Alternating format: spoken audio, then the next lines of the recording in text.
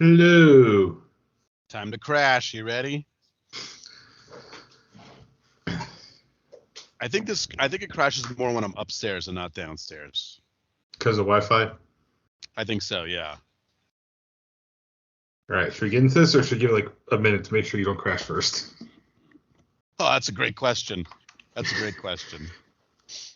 Yeah, well, whatever. We can give it a go. I mean, can you see when I drop off? Eventually, the image just freezes, and I don't hear you anymore. So that's the only time, because I'm able to jump back on pretty quick, which is good. Yeah, well, that's what we had the tech problem audio for. Right, but if I'm talking, then it kind of sucks, and yeah. So whatever, we'll give it a shot. Yep. All right. Here we go.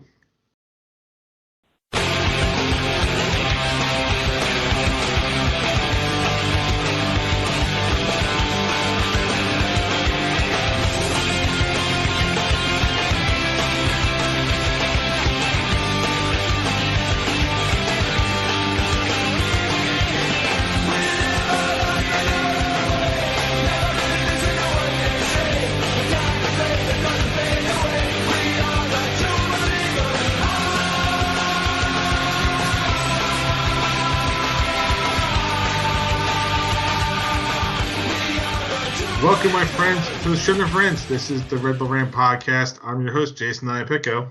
I'm Truman, in this episode 408, One Crazy and Bad Summer. I don't know how to describe the summer. Very bad. Bad. Yeah.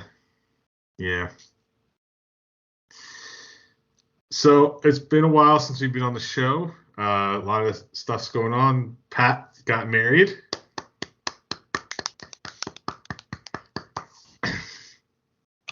Woo! Sorry to all the ladies who definitely don't listen to the show, but now we're all taken. So. Yep. Sorry, Tim. I think we're gonna talk about the wedding real quick.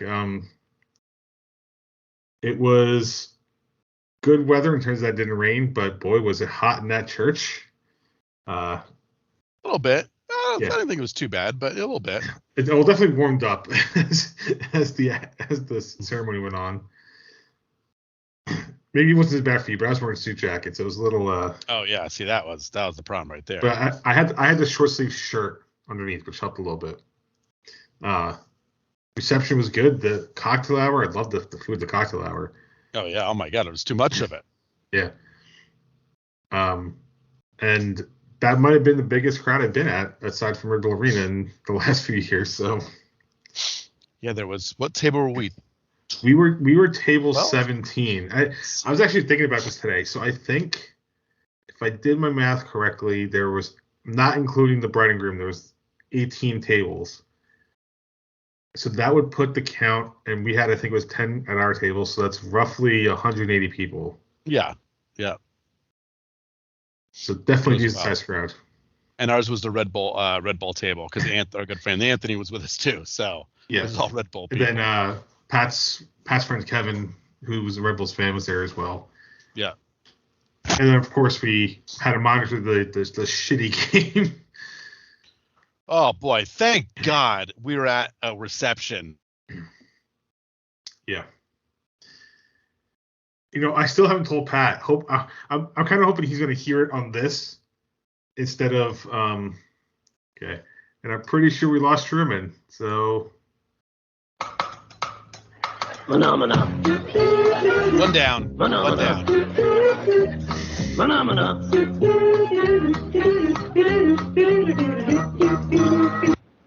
All right, so we just got to talk about this real quick before I get on with it.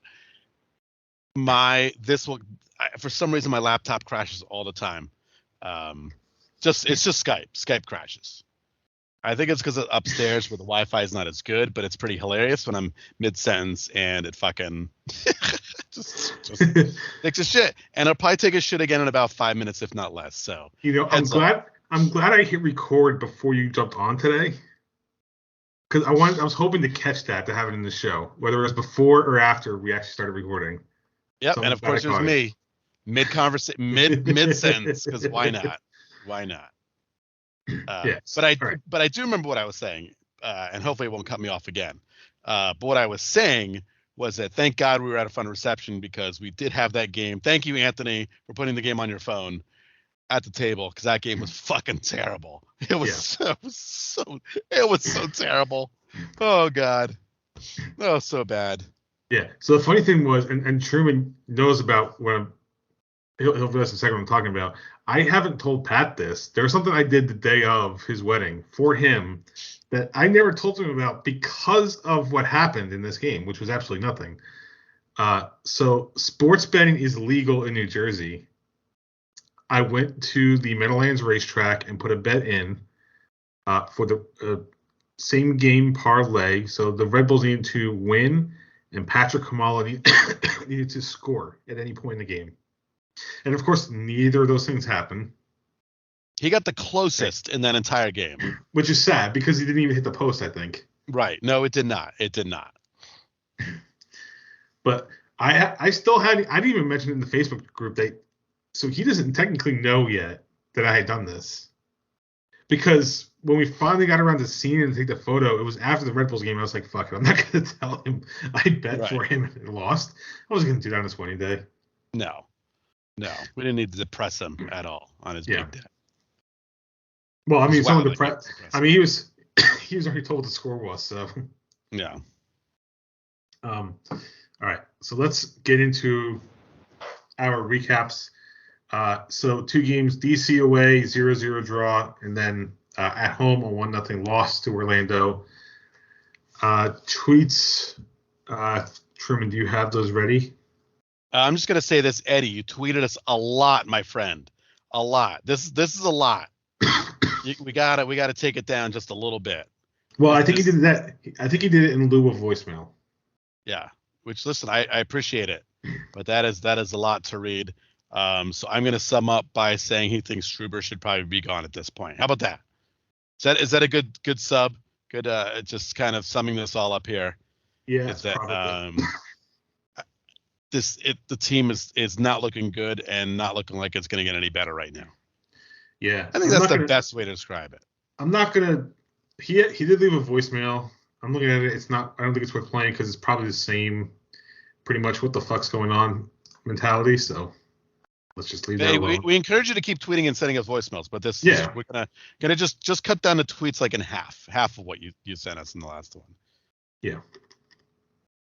All right. Was there any other tweets? No, he's the only one that's filled with the rage that we are right now. I think everyone else is just, who gives a shit? There was one from Jeremiah at Red Coach J where he kind of just tagged us as a reply. This is about the DC match. He said, "Snoozer, DC will and should be happier with that result than us. On the plus side, after conceding 50 goals in 3 games or whatever, we pitched a shutout. Take the small victories where we can get them." Holy shit, what a small victory that was a week later, right? Yeah, no kidding. My God. All right. So we'll get into our thoughts. We'll start with dislikes. Truman, you go first. What did you dislike about these 2 matches together? We're not going to do separate. No, I'm also going to add that I don't even know if we covered the debacle against Colorado, did we? Did we cover that? No, because we missed 2 weeks in a row because 1, we all got really busy right before the wedding, and 2, we got busy after the wedding. So yeah, we didn't talk about the Colorado match. Holy fuck, was that terrible? Yeah, so I mean, what do you want to talk about? The fact they haven't scored a goal in well over 2 games at this point? It's fucking. You could play it. That's fucking embarrassing. It's what that is. It's fucking embarrassing. Yeah, I mean it's just there's no excuse to not score against DC and then just not score at home against another crap team. Shit. It's fucking horrible. It's absolutely fucking horrible, and there's absolutely no excuse. Barely any chances in those games. Again, we said the game against fucking DC, Patrick Kamala was the closest when he flashed one across the goal mouth. That was as close as they got. it's fucking inept. And at this point, I don't know where the answers are coming from. I don't know. So what really bothers me is, so the last 3 matches was against Colorado, Yep, who were number 11 in the Western Conference. At least number 11. Maybe, yeah, at least number 11. Which they lost 5-4 at home. Or was it 5? It was 5-4, right?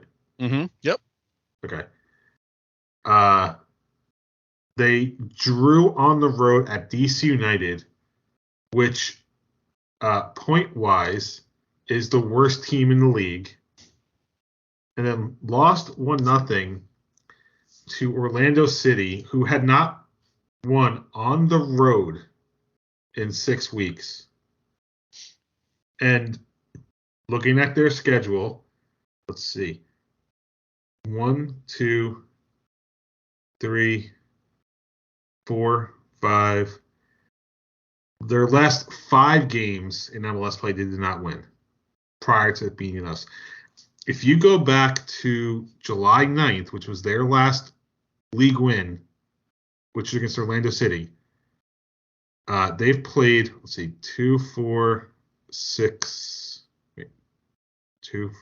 7 competitive matches. 2 of those they've had 2 of the wins against in that stretch, and both of them were against us. Yeah. Uff. Woof. It's fucking embarrassing! I mean, the worst part is, hey, if you giving up a goal at home, it's not the worst thing in the world. It's not the worst. But you couldn't fucking score at all. Well, That's the worst part. I find it to be the worst when that was literally their only attempt on goal, and they had 2 total shots in the game. Yep. And I honestly do not blame Cornell for the Orlando loss, because asking him to continuously stand on his head for 90 minutes is just ridiculous. It feels like this is what happened at the end of the Robles era, where he was just asked to carry this team, and there's only so much goalkeeper can do. Mm-hmm. Yeah. It just feels like that again. Yep.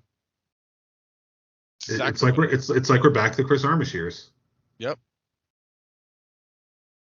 Except in the Chris Armish year, we had 2018, so we were a lot closer to success than we are now. Yeah. And again, what's the answer at this point? I don't know. I don't know what it is anymore. I mean, we didn't go out and get a striker. No, we got a 20-year-old from Brazil. We got a supposed winger from Houston off of waivers. Like, Houston, who is currently, number 12 in the West. Yeah. We're gonna take one of their cast-offs that they didn't even feel good enough to get money for. I was gonna say they didn't want him. They didn't want him, and they didn't even try to get anything for him. Yeah. And yet we were like, yeah, we'll take him. Yep.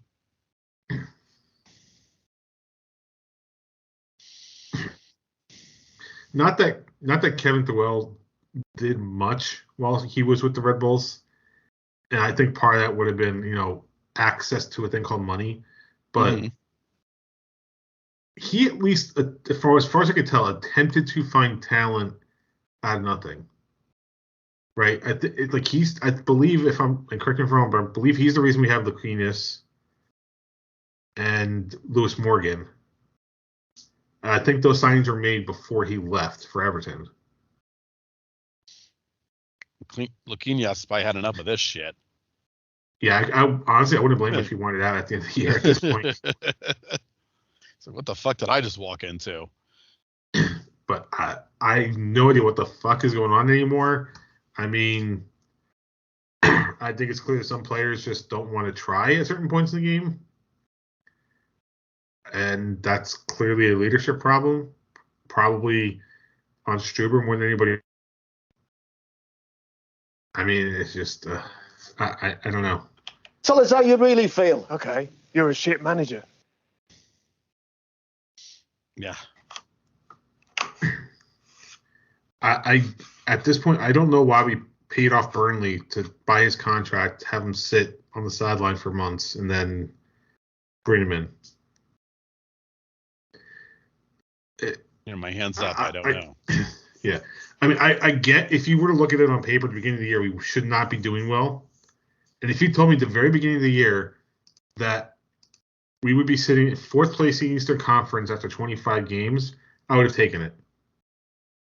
But if you told me it's just like, you never really made it to like 1 or 2 and you just kind of clawed your way to 4, I would believe it. But if you told me that roughly halfway through the year you were fighting for a supporter shield and you started dropping off, no, that I would never have expected that. I mean, we have summer swoons with this high press offense, but it's never been like this. At least it doesn't feel like it's been like this ever. Right, because I think the biggest problem is that you've seen that they have the talent there, right? Lucchinius and Lewis Morgan, that there's some guys that have it because they've shown flashes. So I mean, yeah, it built our hopes up, but the problem is you're losing at home 1-0 to Orlando, and the problem is that you're drawing on the road, and the problem is that you're blowing a fucking huge lead against Colorado. That's the problem.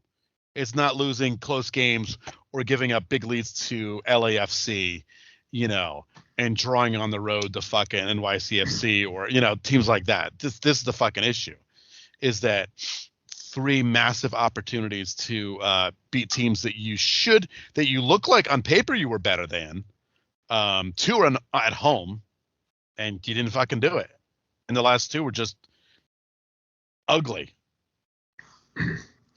I'll go 4. 4 games, right? Orlando on the road in the Open Cup.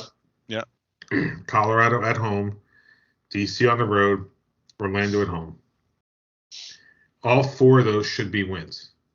Orlando on the road, sucked, but they were coming off that high in Austin, short rest. It's a tough game to win. That's a fucking tough one. I don't care who the opponent is. Yeah, I'm not saying we should have blown them out, but I'm just saying on paper we should have won all 4 of those. Yeah. Like if you can't win the games you're supposed to win, then what the fuck are you doing here? Yeah. All right. Is there anything positive to take away from these games? No, they gave up 1 goal in the 2 past games, and so I mean the defense is still pretty solid. They got their shit kicked around by Colorado. Hopefully that embarrassed them enough to at least show up on defense. And that's the glimmer of hope that, of course, keeps them in most of the games they play. Most. I guess. Honestly, I don't know. I don't know to take anything positive from this. I just don't see anything. Hopefully it changes soon. Well, the good news is my Kyle Duncan jersey means something again, so I like that. Well, only part of something, because apparently he's not using the same number. No, it's still the same name. Yeah. He's like Jordan. He's just wearing the 45 or whatever it was. Oh, God. Yeah. All right. Any afterthoughts for these games? They were bad. They were bad to watch. I never want to see them again or speak of them again. Okay. I'm good with just moving on. All right. Prediction standings. The rankings haven't changed, but the point totals have. Truman is still in first with 16 points. I am in second with 15. Pat, I believe actually, I have it at 6 points, but I believe he's at 7 because I'm pretty sure he predicted a loss for Colorado. So I'll just say right now he's at 7. So closing the gap. That's what's going on. Closing the gap.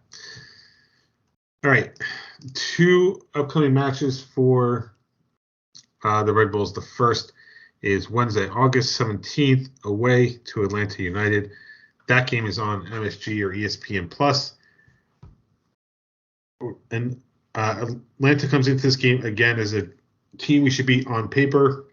7, 8, and 9 record, -3 goal difference, 29 points, number 13 in the East. Pat has predicted a 1-0 loss. Truman, what's your prediction for Atlanta tomorrow night?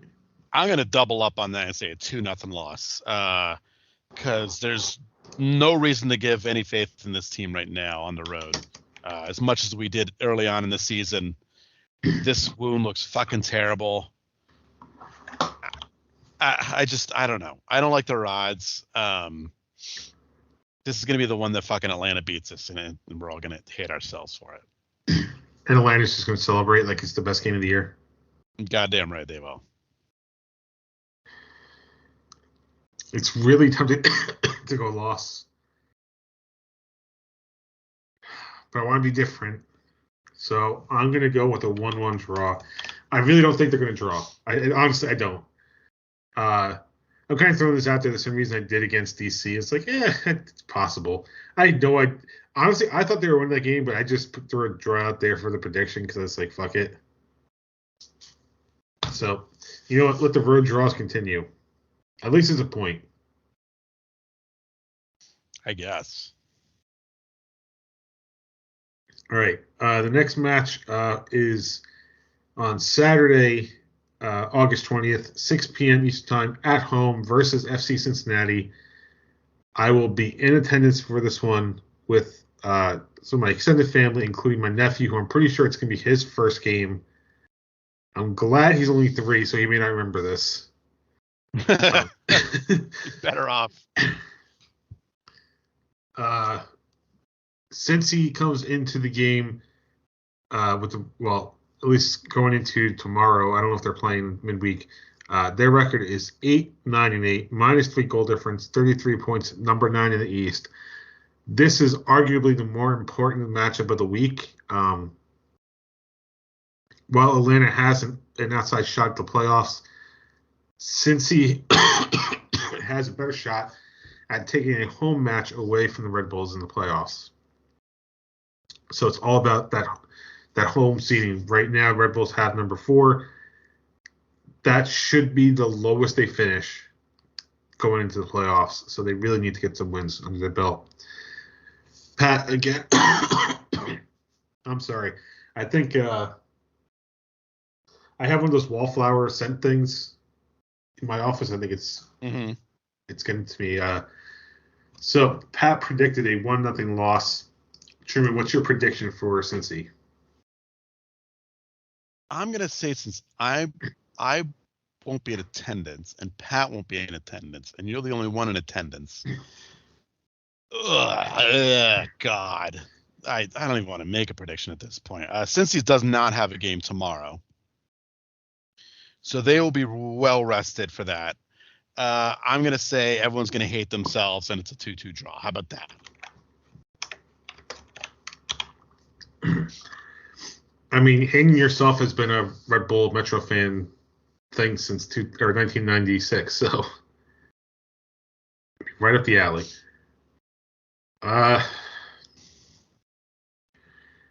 You know what? I can't predict the win. This team has to prove to me they can win at home now.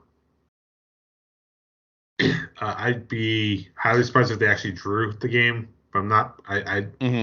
I can't predict losses for this one because I feel like that would just be. I'm trying to be a little bit positive.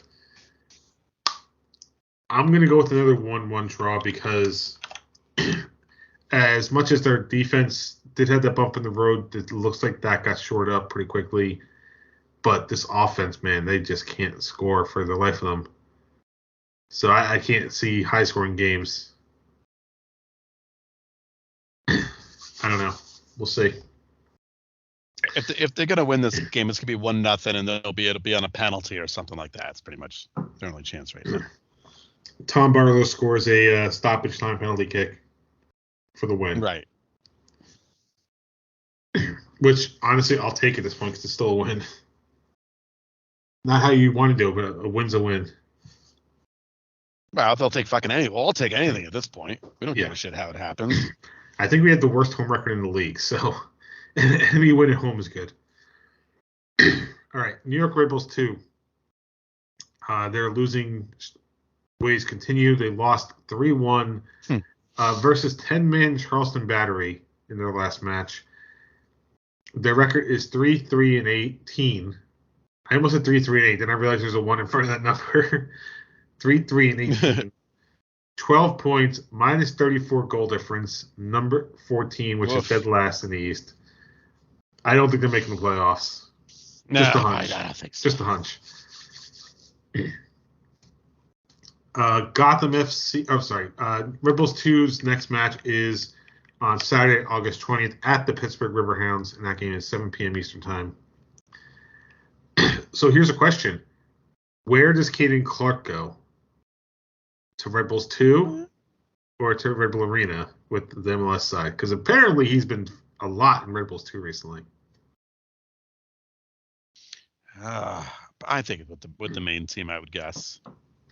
Okay. Quick discussion. How disappointing is Caden Clark's loan spell that he can't even break into a regular rotation with how bad we've been playing recently that he gets sent to RBNY 2? It's bad. It's not a good sign either which way. It's definitely not good for Leipzig. I mean, oof. I mean, at least we sold him on already. So if anybody's taking the financial hit, it's not really the New York side. Yeah, well, they kept the receipt, so they're going to be returning them pretty quick, I think, permanently. Well, at that point, we still make a profit, right? Because presumably we're not going to pay the same amount for him back. Yeah. Oof, God. Yeah, it's just goes to show you that not every person going to Europe needs to go to Europe. Right. Some people can stay in MLS and mature some more. One who I think we'll get to in Dumping Ground. All right. Gotham FC, they lost their last match as well, 4-1 versus OL Reign. Their next match is actually tomorrow, August 20th, 8:30 p.m. versus the Houston Dash. Their record is 4-0-9, 12 points, minus 18 goal difference, number 11 in the NWSL. Give this to them at least. They're not drawing, right? They have definitive results either way. At least it's something. True. All right. With that, it's time for the Dumping Ground. I'm the trash man. All right. Some of these things may sound like old news, but since we haven't talked about them, first, IFAB, which is the rules organization for soccer, officially approved the 5-sub rule prior to the start of the European schedule. So the sub rules that we've been seeing in MLS still is now official throughout the world. That's the 3 sub windows plus halftime for a total of 5 subs. I don't think they approved a concussion sub, so that's still kind of in trial, I guess, with MLS. But it'll be interesting to see how that 5 sub rule plays in with the World Cup, because this will be the first one that has that rule now. Next, Matt Miazga, name a blast from the past, is back in MLS, but not with the Red Bulls. The former Chelsea player who never really played at Chelsea, went on a bunch of loan deals in Europe, is back in the United States playing for FC Cincinnati. Clearly, this is a move for him to have playing time ahead of the World Cup. In a way, I'm kind of glad he didn't come back to the Red Bulls, because I feel like he would get not destroyed, but kind of wasted here. Psyche would definitely be destroyed. That's for sure. Yeah. So what do you think about him coming back to MLS? Well, as we know, no former Red Bull player ever comes back here. That's just the thing that this doesn't happen. I don't know. Good for him. MLS is a fine league. There's nothing about like putting your head down and returning to MLS, I don't think. So, and if he's going to play, hey, you may get to see him this weekend. Yep. So there's that. Yeah, it's a bummer that he's not with us, but it was never going to happen. But yeah, I mean, well, whatever. Good for him. It doesn't affect his playing in MLS. Does not affect your World Cup status at all. I really don't believe that. I think if you're a defender, a goalkeeper, I don't think it matters what league you play in. I really don't. Maybe as a midfielder, as a forward, it does, but I think Landon Donovan kind of proved that, didn't he? And Dempsey to a degree. Yeah. Yep. So yeah. So it's probably good. It's really a good thing. We need our players having consistent playing time to be ready for when the World Cup rolls around. So whether or not he makes a squad, it's still, I think, a good move for him just to make sure he's getting that consistent playing time at a relatively high level. Yep. Because I don't remember all of his loan deals, but I believe if they were not equivalent to MLS, they were at least one or two steps down, which is not good in the long run. As much as you're getting playing time, you want to be at the highest level possible. So, if you're not getting playing time with Chelsea, then yeah, might as well come back here and make the most of it. Right, absolutely. All right. This next thing, the last thing I have is a little different. I'm going to recommend a different podcast for you guys to listen to. This is not a Red Bull specific podcast. It is soccer related. It is called The Lords of Soccer. I believe it's published by iHeart Radio. It's a true crime narration type podcast that focuses on FIFA corruptions, starting around the Russia-Qatar World Cup bids and what eventually, in the investigation that led to the FBI working with foreign authorities to arrest a bunch of the FIFA Executive Committee.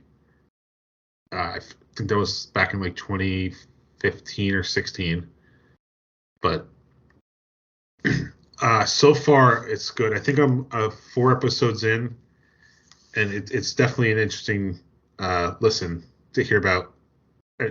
Everybody knows about the corruption in FIFA, but this is stuff I hadn't heard about before, so I think it's pretty interesting to listen to. Corruption?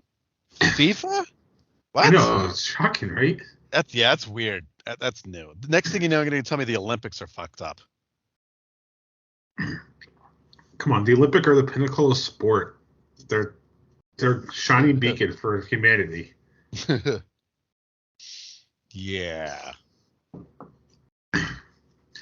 But it's definitely interesting listening to. I think they intentionally timed the release to be when the World Cup should have been, right? Because the World Cup should have finished. If it was held at the normal time, it would have just finished up. So I think, but it's definitely interesting to listen. Like I said, I got 4 episodes in.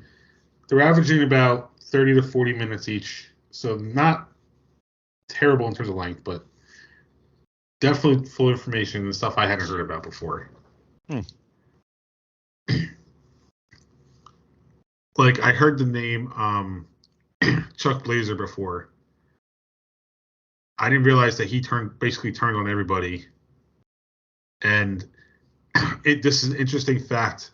So apparently he was so out of shape that when the FBI went to put a wire on him, he was sweating so much that the tape would not stick. Yeah. So the FBI had to give him a key fob that he had to put onto the table. Oh my god! In order to do the recording. Oh boy. That's just something really small, but it's an interesting tidbit. All right. You have anything else picked up at ground? I got nothing. Premier League's back, so that's exciting. Well, maybe for you. European football's back, and so there's lots and lots of soccer to watch. Yeah. And we have a lot of games happening before the first break, right? Because usually it's only like 3 or 4 weeks. Now we're going to have like 5 or 6. Yeah. So. All right. So Pat's not here. I'm not going to get into the gambling stuff because apparently the bets I make don't work. No, that didn't work at all. Not much like Pat's bets. True. But apparently the one bet I made did not work. So, all right. So that just takes us to the last thing, which is Truman's terrible team of the week. That's terrible. All right. I'm going to hand this off to the teams that play in Los Angeles because the Galaxy and LAFC beat their teams collectively by a score of 10-2. Galaxy winning 5-2 over the Vancouver Whitecaps and LAFC beating Charlotte 5-0. So it was not a great weekend to go play in the Los Angeles area. So, that reminds me, the one aspect of these last 2 weekends that we didn't talk about, they were the 2 highest scoring weekends in MLS history. Literally, 2 weekends ago was the highest scoring, and the last weekend became the new highest scoring weekend in MLS history. Yeah, I think I saw that on the MLS Instagram page. And 2 teams did not score a goal in either of those weekends. Yes. DC United and New York Red Bulls. Yes, we are the best. All right. Is that it? I have nothing else. Okay. Let's wrap this one up. You can visit us at patreon.com/Red Bull Rant. $1 a month is all you need for exclusive content such as monthly wrap-ups, live post-games, anything we decide to do. I may or may not do a quick recording from the arena parking lot on Saturday. We'll see. Maybe I can convince my wife to give her opinion, because this will be her first. So my wife has been to a game in Germany. I want to say, no, I can't. I can't remember where she saw the game, but this will be her first game stateside that she's going to. So maybe I get her to comment on it. You can email us at redbullrant@gmail.com. By the way, real quick. So, Eddie, if you don't feel like typing all that stuff out in a tweet, an email works too. just saying. Yeah, we do have an email. Yeah, you can send us emails too. Instead of sending us having to hit send multiple times on tweets. You can call us 973-348-5329, facebook.com/Red Bull Rant, on Twitter at Red Bull Rant for the show, at Dr. Stooge for myself, at the Truman for Truman. Subscribe to the show via iTunes, Stitcher Radio, YouTube Music, YouTube, SoundCloud, Spotify, pretty much anywhere you can find a podcast. Last words before we get out of here. Well, Sunday's my birthday, so I would be really fucking happy if this team could get their shit together this week and actually play real soccer against 2 fucking mediocre teams. That would be great. I mean, it would really, really make my weekend if they can just get their act together and maybe, just fucking maybe, win. Yes, please. I'll have my family there. I want my nephew's first game to be a win. But if you're going to lose, at least lose in a way where he will not remember it when he grows up. I want to make him a soccer fan. So do this for me and win. Don't ruin his life. Then maybe I shouldn't make him a Red Bulls fan. Yeah, that's true. All right.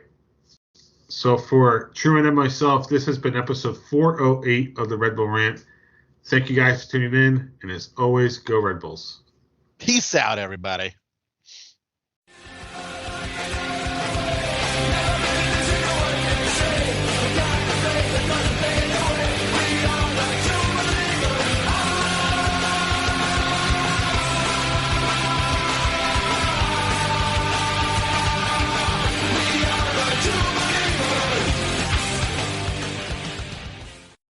This episode of the Red Bull Rant is brought to you by the fine patrons that support us through patreon.com/Red Bull Rant. You can support us for the low price of $1 a month, and you can get exclusive content, including a monthly wrap-up for the New York Red Bulls. We want to send a special shout-out to our patrons who support us at $5 a month. That is our producer-level reward. Thank you to Jeremiah Dempster, Clayton John, Chris Adamek, Maeve Dartinez, and Pierre Delecto.